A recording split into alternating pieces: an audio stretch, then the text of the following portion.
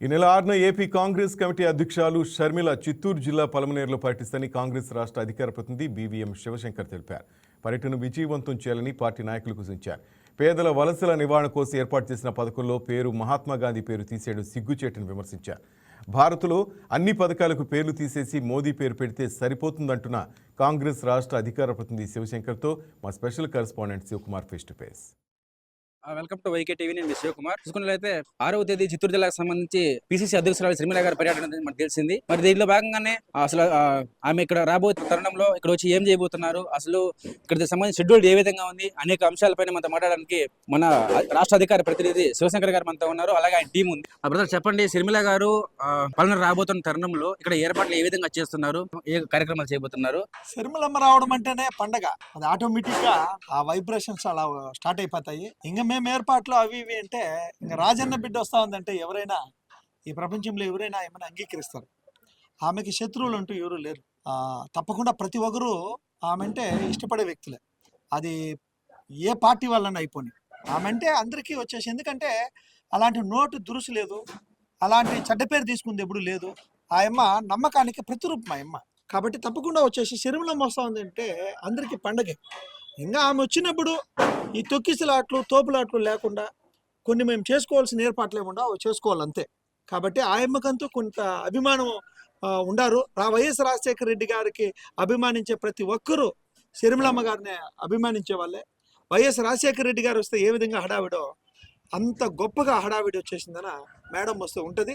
అన్ని ఏర్పాట్లు చాలా బలంగా చేస్తా ఉన్నాం. ఓకే, అంటే ఈ కార్యక్రమానికి సంబంధించి ముఖ్యంగా ఇక్కడ రావడానికి కారణం ఏంటంటే రచ్చబండని మాకు తెలిసింది. సో వచ్చిన తర్వాత ఏ కార్యక్రమాల్లో చేయబోతున్నారు, ఏం మాట్లాడబోతున్నారు ఇక్కడ? ఇది ఉపాధి హామీ పథకాన్ని నీరు గార్చేసినారు సార్.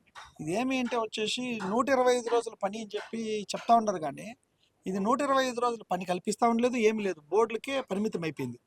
అదే ఆ కాలంలో కూలీలందరూ 100 రోజులు తప్పకుండా వాళ్ళకి పని ఉండేది, తప్పకుండా వాళ్ళు పని చేసుకునే వాళ్ళు, వాళ్ళకి ఏదో కొద్దిగా ఉపాధి ఉండేదానివల్ల వేరే దేశాలకి వేరే రాష్ట్రాలకి వలసపోకుండా ఈ వలసలను తగ్గించేదానికి ఈ ఉపాధి హామీ పథకం అనేది చాలా బలంగా ఇదైంది.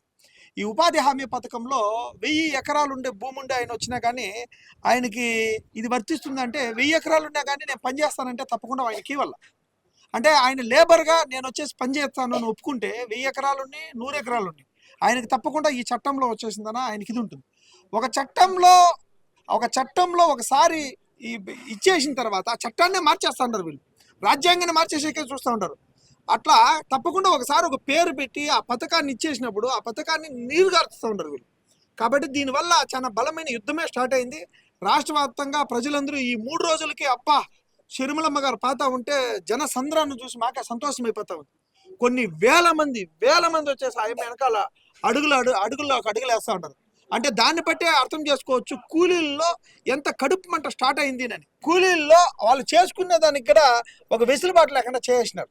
కాబట్టి తప్పకుండా ఇది సక్సెస్ఫుల్ ప్రోగ్రామ్ అవుతా ఉంది. ఆమెకి ఎక్కడ పోయినా జనం నీరాజనం పడతా ఉంటారు. ఇది నీరు గారకుండా 100 రోజులు ఉపాధి హామీ పథకము ప్రజలకి పేద కూలీలకు అందాలని చెప్పనే మా ఈ ఒక ధర్మ యుద్ధం అనేది చేస్తా ఉన్నాము. ఇది షర్మిలమ్మ గారి ఆధ్వర్యంలో జరుగుతా ఉంది. తప్పకుండా ఇది సక్సెస్ఫుల్ గా వెళ్తా ఉంది. రాష్ట్రం మొత్తము 45 రోజులు ఇది నిర్విరామంగా ఉంటుంది. ఇది 4వ రోజు 5వ రోజులో భాగంగా మాది ఇక్కడ ఉంటుంది. ఆల్రెడీ 3 రోజులు అయిపోయింది. మీరు చూస్తే కాంగ్రెస్ పార్టీ రాష్ట్ర అధికార ప్రతినిధిగా ఉన్నారు. ఇప్పుడు రాష్ట్రంలో చూసుకున్నట్లయితే అరెస్టులు కావచ్చు, రకరకాలు జరుగుతున్నాయి. సో దీన్ని మీరు ఏ విధంగా ప్రశ్నిస్తారు? ఇదేమైపోయిందంటే సార్, రాజకీయం అంటే కర్ణాటక మీరు తీసుకోండి. కర్ణాటకలో రాళ్ళు వేసుకోవడాలు, కొట్టుకోవడాలు, నరుక్కోవడాలు, చంపుకోవడాలు, రే అనడాలు, లంజా కొడకాడ నోట్లో ఆ వర్డ్లే వస్తున్నాం మా కాంగ్రెస్ పార్టీలో. కాంగ్రెస్ లీడర్ అండి అక్కలు అమ్మలు లంజా కొడుకులు అవి ఇవి ఈ వర్డ్ ఉపయోగించాలంటేనే శివులకు ఒక తర ఇదే అయిపోతా ఉంది. మాకు షర్మిలమ్మ గారు అలా పెంచలేదండి. మాకు ఒక పద్ధతి నేర్పించింది కాంగ్రెస్ పార్టీలో. మా షర్మిలమ్మ నోటు దూలు లేకుండా ఒక పద్ధతి నేర్పించింది.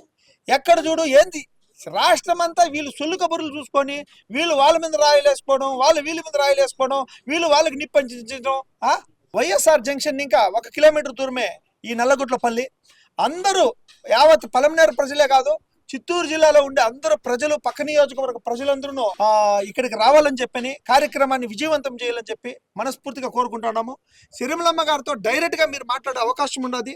మీరందరూ వచ్చి ఈ ఉపాధి హామీ పథకం కింద మీ ఒక బాధని వెళ్ళబుచ్చుకోవచ్చు. తప్పకుండా ప్రతి ఒక్కరూ వచ్చిందన ఈ ప్రోగ్రామ్ సక్సెస్ చేయాలని మనస్ఫూర్తిగా కోరుకుంటాం. చూస్తే ఇప్పుడు దాకా ఆ ప్రోగ్రామ్ సంబంధించి కూడా రాష్ట్ర అధికార ప్రతినిధితో మాట్లాడడం జరిగింది.